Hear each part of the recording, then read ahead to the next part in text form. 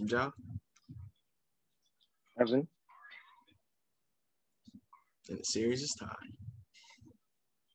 Let's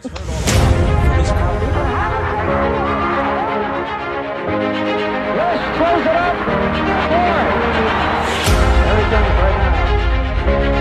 Inside.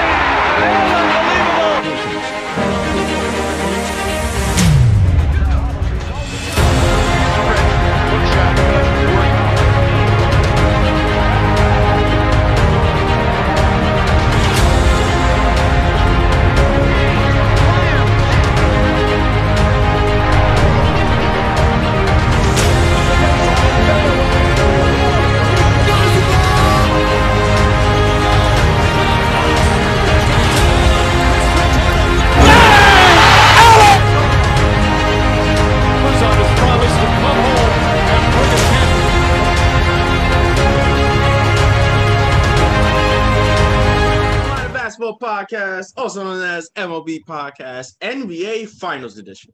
I'm Evan. I'm Joe. And this is our basketball podcast where we recap, break down, and analyze players and teams in the finals from the previous games from the previous day. The finals, man. Game 4. It was a big game 4, John. Yeah, man. Everything was on the line. This was the game in which it was, let me just say, it was a determination. If one team gets it, momentum will go their way. If the other team gets it, the momentum will go their way. It was a momentum shift. I can say for a fact in this game. It was a big game, and it was a very, very entertaining game to watch. Yeah. I mean, I was watching it heavy on. Well, I was standing up for majority of the game. That was finals basketball. Finals basketball is best. You know, the refs let it go. A lot of the calls that would have been a foul in the regular season, that would have been a foul earlier in these playoffs. They didn't call it as much. Still some calls that I disagreed with on both sides. Yeah. Lucky because his ass should have got fouled out, but he got one. Bucks got away with some too, and it was just nice to see that the refs letting them go at it. Aggressive defense, aggressive offense. You know, that's the basketball I love to watch, especially in this big of a stage. That's what you want to see. You don't want to see the game being decided by too many calls. Hey man, look at man. This is what it's all about when it comes to. It's almost like going back to the street ball mentality. Game to 21, game point. Both teams are close to game point. Who wants some more? It's either two things. They're gonna either fight it out, or they're gonna keep calling, and the game will never end. But yeah, man, that's how the refs took this. This is an important, crucial moment. This is a crucial game. Just let them go out there and do what they do, show their real talents, and do not get into the way of trying to interfere with what could potentially be something that's really altering. Because it's going to be serious on their part if they do get in the way of it. Yep. But as for the players in this game, when the point guards of both teams didn't show up, one very surprising compared to the other. Of course, Chris Paul, because he did not have a good game. He really didn't. It was shocking to see. Not Chris Paul like. Not Chris Paul like. Yeah, man. Here's the thing, right? When it comes to Chris Paul, I look at Chris Paul and I say this: one of the best point guards, one of the greatest point guards to ever play, right? But if there's one thing he plays tough, he plays hard, he always gives it 1,000%, no matter good game, bad game. But my thing about him is, I feel like he plays safe at times.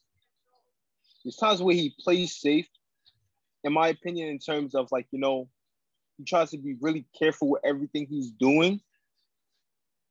But yet, it gets into the way at times of needing to take. And we know Chris Paul, I'm not saying, because obviously many times he has been an extreme risk taker in terms of having to make a sacrifice or sacrificial play whatsoever for the team, especially as their point guard.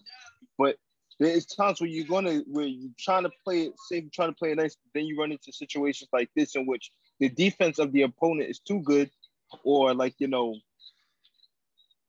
it's just not your night, in which, like, you know, everything just go wrong. You try to play it the safe card, try to make the right play, try to do the right thing.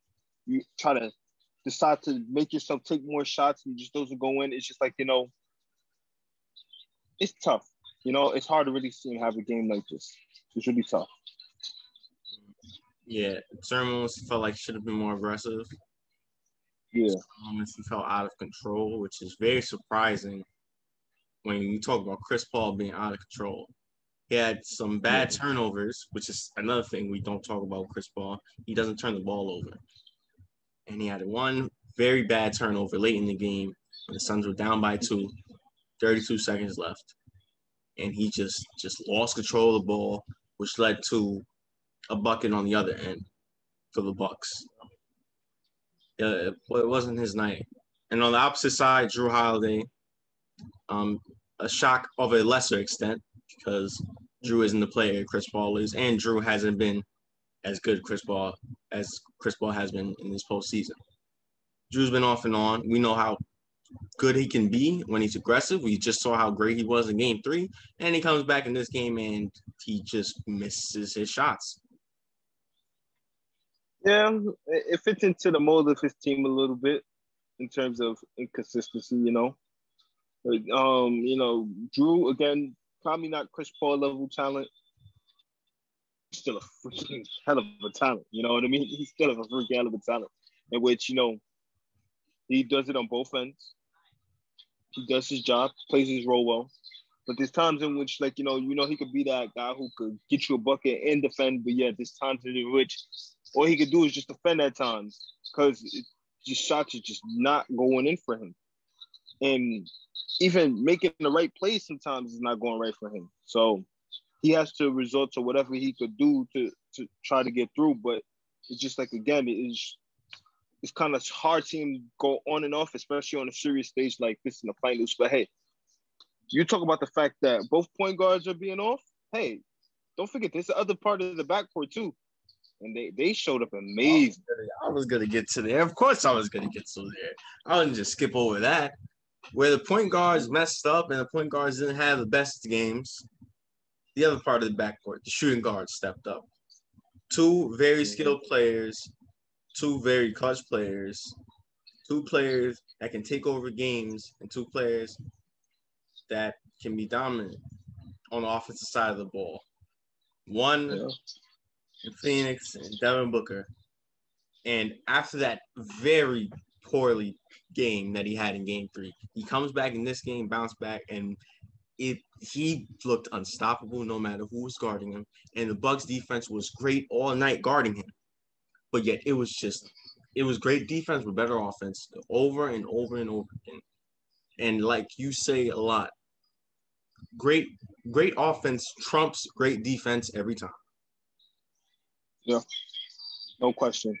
And I say this, right, when it comes to the performance that Devin Booker had, you know, it's really a travesty because you talk about Giannis in Game 2, right, in which, you know, he comes up big, but yet the rest of the team doesn't show up for him. That was basically the same for Devin Booker in Game 4. He comes up big, comes up dominant, coming off of a stretch in which he just had a bad game, bouncing back big time, and then yet the moment he has a big time game like this, being the pure bucket getter he is, nobody else on his team surprisingly shows up. Not Chris Paul. In terms of the scoring category, not. In terms of the scoring category, not Ayton. Ayton was doing it on a rebound standpoint and everything else, but in terms of needing to get a bucket, he was struggling. The production of the whole Suns team wasn't that good. I think there was only 2 players in double figures. No. There wasn't just 2. There was 4. Okay, 4. However, But just know the production wasn't that big. Yeah, no, you're right in terms of that. Projection wasn't that big. A lot of their best players shot poorly. A lot of key players shot poorly. Ayton didn't have the best offensive game, but he was big time on the boards and he played great defensively. So I'm not gonna get too much. Cam Johnson played great. I feel like Cameron Payne should have been a little more aggressive in certain parts of the game. Jay Crowder, he couldn't really hit his shots. So in that instance, yeah, Devin Booker was that main driving force of this team, and what a driving force he was. I mean, he was hitting shots over PJ Tucker, hitting shots with Pat Connaughton, Holiday. It didn't matter who was guarding him; he was making the shot. It was just so much skill. It was just so much finesse. It was so much just pure shot making, pure bucket getting. It was wonderful to watch Devin Booker just go at it and just attack and score. It was just amazing. Yeah, and you already pinpointed earlier when you said he shoved his foul out the game. That's the only bad thing you could truly honestly say he had in this game. Foul trouble. He got caught up in foul trouble, and this is a game in which, like, you know, when you look back at it, it's just like, damn, what if he didn't have 5 fouls? Because he wouldn't have been playing if he didn't, like, if he had 3 fouls with like half of the time to go in within the third quarter, like, that's a lot more time he would be on the floor and straight up hooping.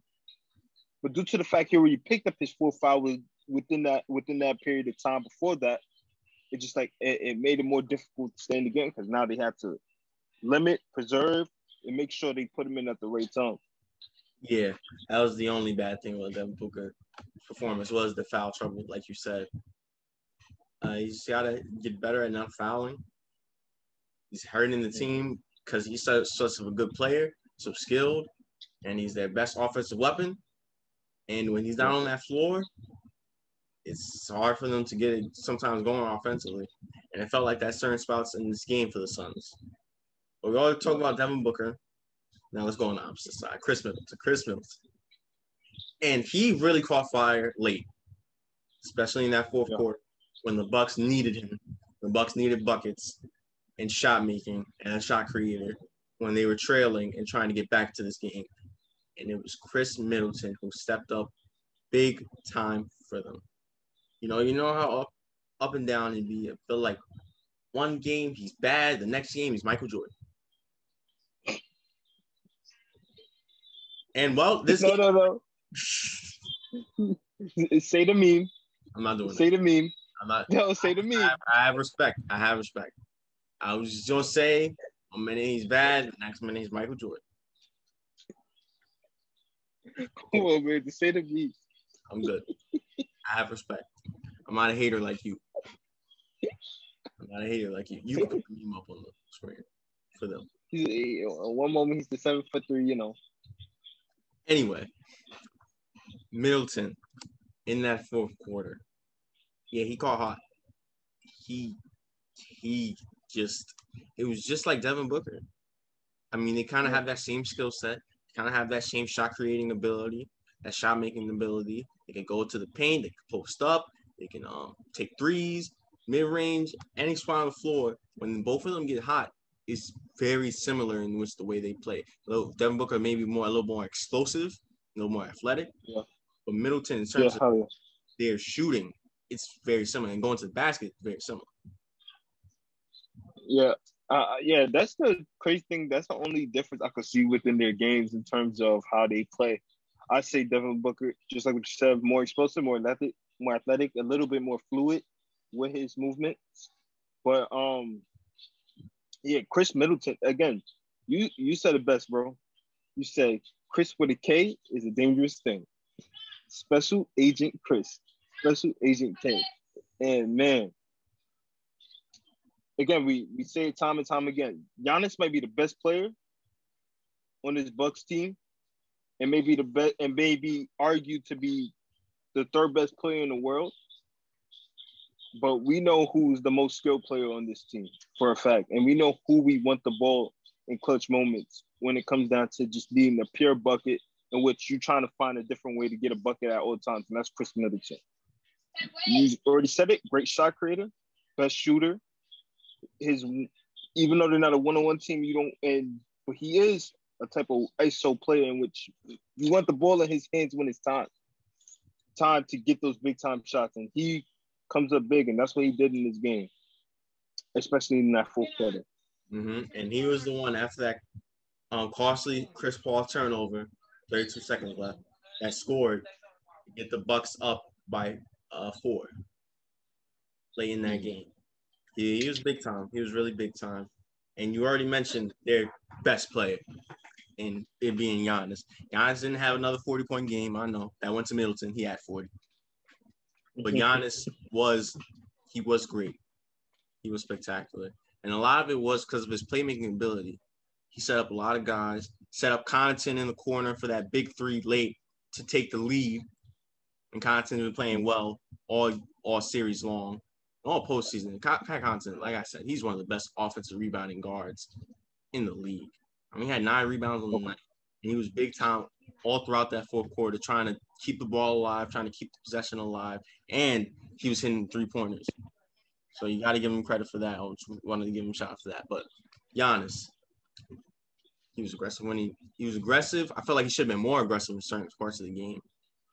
Got it. He didn't get going in the beginning. It took him a minute. Yeah. But when he was in the paint, it was a bucket. Every time he was in there, he set up his guys. It was a great screen and roll action between him and Middleton. I feel like they're getting better and better and better the more I see it with that. It was great rebounding. And not to mention, one of the best finals blocks I've seen. That block on Ayton probably secured this win for them. They were up by 2, the minute half to go. And I thought that was a lob, clean. Booker lobs to Ayton. I'm like, oh, go to lob. Out of nowhere, Giannis just comes out of nowhere and blocks it in midair while he has the ball by the slam. That was one of the best blocks I've seen. And man, great players do great things. Oh, blocked by James. Oh, blocked by Giannis. That was just so perfect. He didn't give up on the play. But a lot of players would have gave up after the lob. He's already in midair. Catch it. Giannis did not. Jumped up and got it. That was such a big time block. And like you said, great players do great things. And that was that's going to be remembered in terms of finals moments. Look, man, again, yes, you know how I always praise about a bucket being better than defense or whatsoever and everything like that. But again, when it comes down to moments like these in the NBA Finals, the small things matter. Just making those right plays at the right time, those right decisions at the right time, those small things that will go unnoticed. You want to talk about the turnover by Chris Paul. Giannis was the one who kind of got there off the pick situation to kind of interfere with that a little bit. When you got long arms like that, and like, you know, you talk about CP3, who's one of the greatest ball handlers to ever walk the planet Earth, you know, how the fact that he just froze up from that point right there and lost the ball from right there. And then you talk about the blocks. You know what I mean? These are the plays that you have to appreciate down the stretch because they could do a lot in terms of giving the team momentum, in terms of lighting the fire under your team, demoralizing the other team, and basically giving your side of the balance for the game. And that's what Giannis was doing. Yes, again, took him some time to get it going, but he had it going. And he's able to help out on his team in many ways while staying aggressive. Yep. If I was the Suns, I'll be upset because at a certain point, like in the beginning of the game and the beginning of the second half, Bucks were cold. They couldn't really got it going offensively. It took them a minute. And by that time, the Suns should have went on a big run and got out to a big lead. Early in the game. The bottom one. And early in the second half, when the Bucks was like 1 for 10 and started the third quarter. Yeah. And you didn't take advantage of that. You kind of let them stick around. Yeah. And the end result, well, you see what happened. That's what I felt like. I felt like there was times because the Bucks, even though it was back and forth during the middle of it, the Bucks were trailing for most of this part of the game, especially within those parts of the second half. They were still trailing. The Suns, despite the fact that the production was high, they were still up because of the big time things that they were doing offensively and defensively. But again, just like what you said, they made the Bucks. They couldn't execute. They couldn't go at the right time when the Bucks weren't getting their shots off, and they made them stick around for this long. And when the Bucks eventually got hot, you could just see it happening. Again, when you saying that Devin Booker was the only true player who was getting it going for the whole night, and no one else could truly and honestly catch a rhythm on that Suns team, you could clearly see that with the Bucks being down, it was going to eventually swing their way. Because just everyone else just had that type of flow or rhythm to them, like that they was gonna. If this person starts getting it going, whatever kind of role they had, they were going to get it going, and the wheels would start to turn. And then the Suns was going to find themselves in a tough hole, and that's what basically happened as the fourth quarter hit and started to come down to it.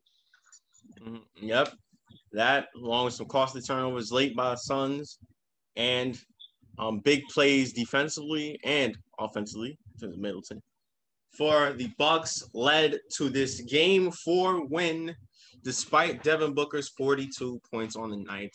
That means the Bucks get their home sweep, just like the Suns got their home sweep, and have tied this series 2-2 in the NBA Finals. Wow. What difference 2 games make, huh? Yeah. I say this, right? And this is the reason why I'm saying this Game 4 was pivotal. Because, again, momentum, energy, shift, and some of those plays that happened that went into the Bucks' favor and not into the Suns' way was kind of demoralizing. You talk about, again, the turnovers, the big-time block. This is a young Suns team we're talking about. This is a team that, has not been demoralized, though, despite how young they are. Majority of them being their first time in a situation like this. And it's just like, they needed, to me, in my opinion, I felt like I know everything was riding high on the Bucks and stuff, but for me personally, I felt like this was more of a game for them than the Bucks, in my opinion. Because the Bucks are at home, and even though that they're inconsistent and stuff like that, I felt like as long as they do the right things and the plays that are supposed to do what they do show up, and of course, you like to hate on him, but Mike and Ike, his strategies come through and they do the right things with his strategies, they're going to be fine on their home floor. But this was their Suns' time because they had everything riding on them in terms of how things supposed to go. And then you have the fact that your point guard doesn't show up. And this is a dude who usually shows up majority of the time, And your whole team doesn't get their flow and their rhythm like you usually used to getting, because the fact that the point guard is probably the one who's orchestrated, facilitating everything. And since he's cold, the majority of the team is cold except for one guy. It's just like, the Suns need this more. And now obviously, I still got them in my favor, in my odds. But I feel like now Milwaukee has more of a higher chance than them of pulling this series now and winning the chip. I still got Phoenix. That's still my odds. That's still my pick. But I feel like now things have shifted to Milwaukee, and I feel like now if you talk about percentages, they got a higher percentage than the Suns to win this championship now at this point. Percentages, when you hear about statistics and stats, you coming from... I don't know. Hey man, I'm not even going. Look, I've never been good at math, so I'm not even going to try to say 35. I may say like 35% Bucks and 45% Suns, some dumb stuff like that, and that is even equalized to 100. Anyway,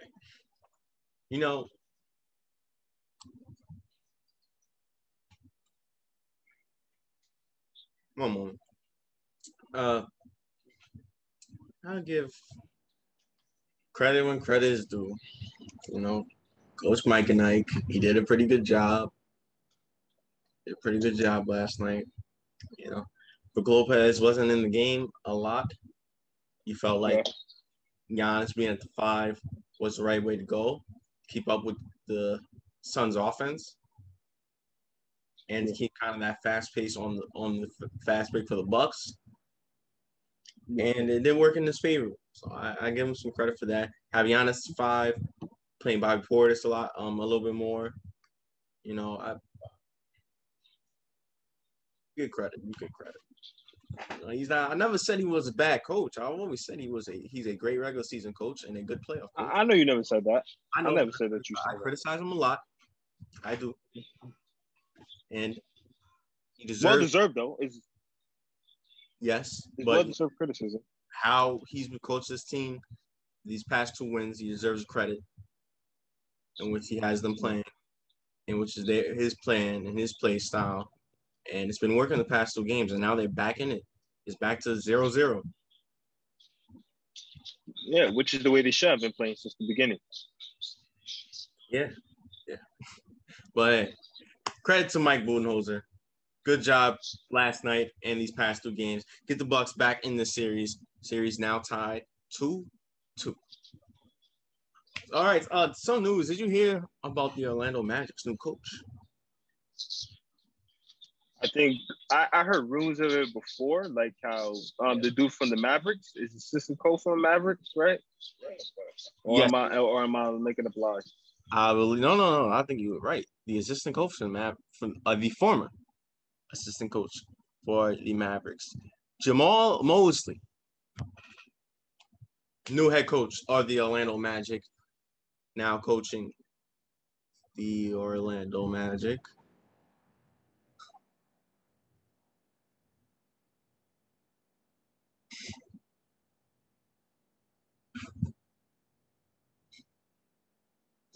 Comments?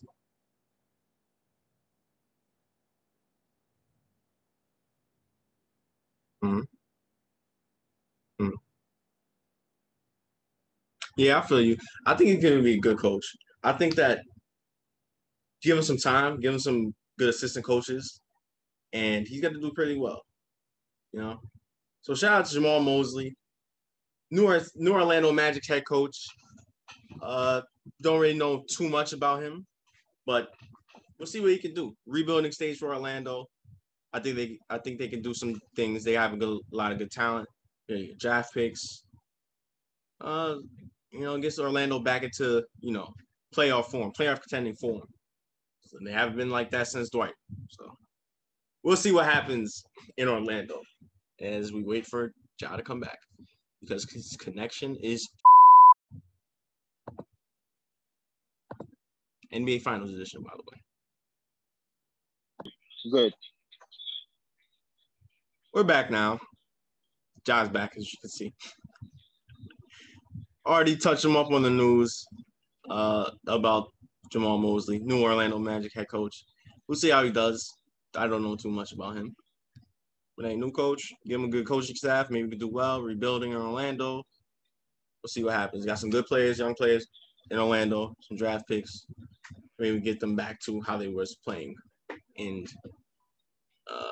with Dwight and Shaq and Penny, and T-Mac and Grant Hill and Francis and all. And Duncan. And Duncan. Then playoff contenders. But anyway, okay. Past that, did you also hear the news about Kawhi? No. Well, Kawhi had to have ACL surgery. Not a torn ACL, but ACL surgery. And I think he's going to miss some time to start of the next year. Well, he's been low managing anyway, so it's a matter. Wasn't low managing in the playoffs. You said that he was low managing. Look, now he needs surgery. Hey man, look, the Clippers are eliminated anyway. I'm surprised that he didn't do it earlier. Who knows? Even when the Clippers wasn't eliminated, he should have been doing it earlier. Who knows what would have happened if he was playing? That's what I'm gonna say. Yeah. Who knows? But hey, speed recovery for Kawhi Leonard, one of the best players we have in the league. see what happens in this offseason with him. And it will be great to see him back next year whenever he comes back, whenever he's ready to play. Yeah, y'all better not vote him into the All-Star game as a starter if he's not playing because, he's load managing right now, man. Taking away all those spots from other people. You have faith in the fans? Huh? You have faith in the fans? No, I don't got no faith in the – I know the fans are going to freaking pick him to go into the All-Star game next season, even when he's load managing like he MJ. So I guess – Yeah, this is the same people that say Giannis is whack and has no skill. I mean, I guess that's basically you, but hey, things happen. I never said Giannis don't have – James Harden said that. I just said he lacks a skill set. Okay, so hey.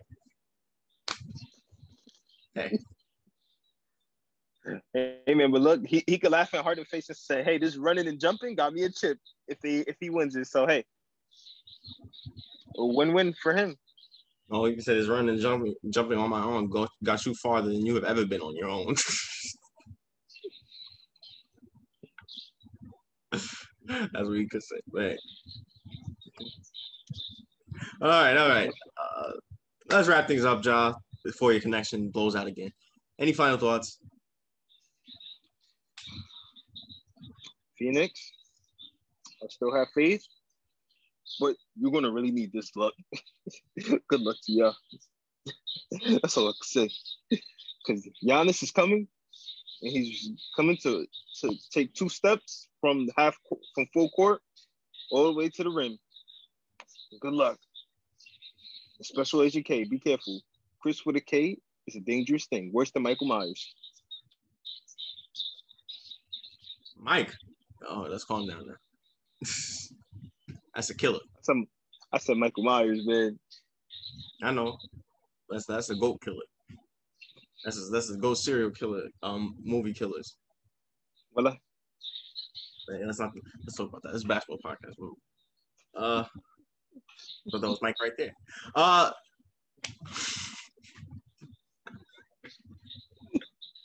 But yeah, Phoenix. Yeah, go back to Phoenix. You have a chance to take the lead and then get the home. I mean, you already have a home court advantage for the series. Yeah. So you can relieve the pressure off of yourself by getting this win in Game 5, because it's a much needed win for both teams. Game 5 is probably the biggest game when it's tied 2-2. No, it is the biggest game. Yeah, no question. Wait, did we choose who we have for game? Can you let me cook? Oh, I'm sorry. You hogging the ball. I was about to smoothly transition into that. But since you already broke it. Game 5 of the NBA Finals, Saturday, July 17th. After tying the series 2-2, the Bucks look to take one game on the road at Phoenix, one game away from the NBA championship. The Suns, however, after losing back-to-back games, look to bounce back in this Game 5 and get another win on their home floor. Home floor, which they play great on. And they look to get the series lead and get one win away from the championship. Who do you have in this pivotal Game 5? You're my team, so I'm going to stick with them. I got the Suns. You have no confidence in that. I got the Suns. It's hard to have confidence. I got the Suns. Chris Paul is not going to have another bad game again. I just don't believe that. Just like how Devin Booker wasn't going to have a bad game again, like he had in Game 3, and look what happened in Game 4. Yeah. Same scenario. Drew Holiday probably will still have a bad game. And if he doesn't, well, Chris Middleton's probably going to have another bad game. It's one or the other. Their inconsistencies, I think, is going to show up. Mike Budenholzer, you know what? I'll let you rock. I praised you for last episode, so I'm going to let you rock. If they lose, it won't be Mike's fault. I said it. I'm blaming the player. I know you don't. Middleton, Holiday, step up. Middleton, I need you to step up again, Because I know you streaky 40 one night, next night, shoot 15 or 35% shooting. But I don't think that's gonna happen. I don't think Middleton's not gonna drop another 40. Holiday's gonna be probably play a little better, but still streaky a little bit. Giannis probably had 30 something, but Chris Paul's gonna have a much better game. Ain's gonna have a much better game. Jay Crowder's gonna be shooting better. His shots gonna be making. They're not gonna make costly turnovers, late game situations. Devin Booker's not gonna be in foul trouble, hopefully, again. So yeah, Suns. And with confidence, unlike Ja, who he's just going off the strength. He's just going off the strength. He probably thinks that the Bucks are gonna win, but he's like, damn, I can't switch right now. I gotta go with the Suns. Come on, CP. He probably begging in his head. Come on, CP. Hey man, look at and when I was watching Game 4, I was like in my mind saying, yeah, I chose the Bucks to win, but in my mind I was like, yo, I really want Phoenix to get this game. Though I'm not gonna lie, deep down, I really want them to get this game. But yet, it's just like I could see like the light on the valley. Yep, blocked by Giannis. It ruined everything for me. Is that why you hate him? Hey man, the man. I expect him to make plays like that. The man is 7'3" with a 7'10" wingspan. I expect him to make those plays, man. He's athletic as hell and can jump out the gym. 7'3" with a 7'10" wingspan. Yeah, man. He should be able to make those plays. I think it confused him with Porzingis. But, hey man, let me tell you something. He got a defensive player of the year. Something that I felt like Sean went to someone else. So he better show me why he won that. The man's in the finals, and now I guess this is okay to hate on him now and just bring up a past award 2 years ago and say that he shouldn't deserve it. But yeah, go off. He's in the finals. A year ago. 2 seasons. No. I'm talking about the Defensive Player of the Year award. Hey, but that's your opinion. But it's a fact. Giannis he's here in the finals. And yes, that he's in the finals playing right now. No matter what you do, it can be debated. It's not like, LeBron's the best player right now.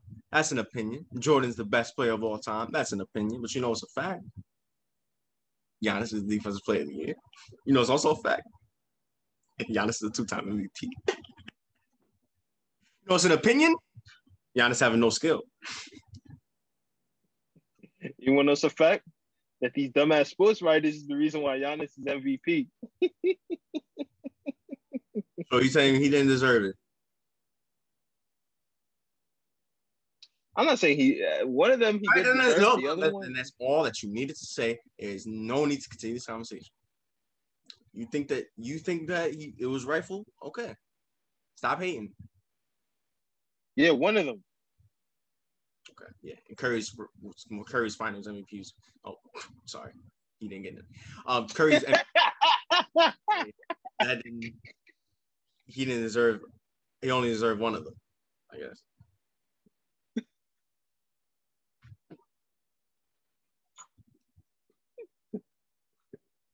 You so damn good. Yeah, honestly, I didn't mean to say Finals MVP, but then I realized I said it. I'm like, oh, Curry Finals MVP. Yeah, that'll mesh well. Iguodala. But hey, listen, man, you need to stop hating on Giannis. Out of all the people, I have a lot of respect for you in basketball, but you hate on Giannis. That's not acceptable. I can't do that. I don't hate on Giannis, man. Typical American. Anybody that's not from America. Oh man, hate on Dirk. Okay, calm down. I don't hate on nobody, man. I just state what I believe is right. I mean, but what you believe is an opinion. But it's not an opinion. Giannis is a 2-time MVP. 2-time. He's only 26, by the way.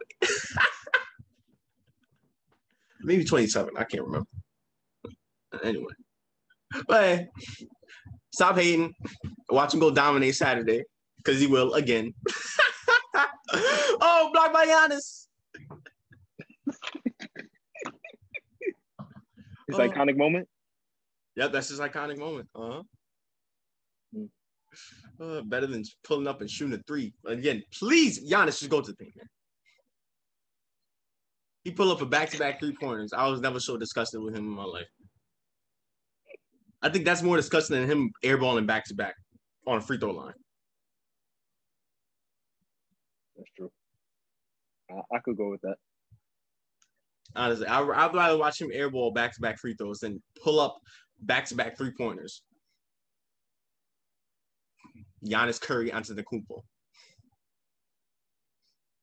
But anyway, that's enough. We ranted enough. We talked about long enough. Anything else before we go? Nah. See you Saturday. See you Sunday. See you Sunday. We'll watch the game Saturday at 9 o'clock.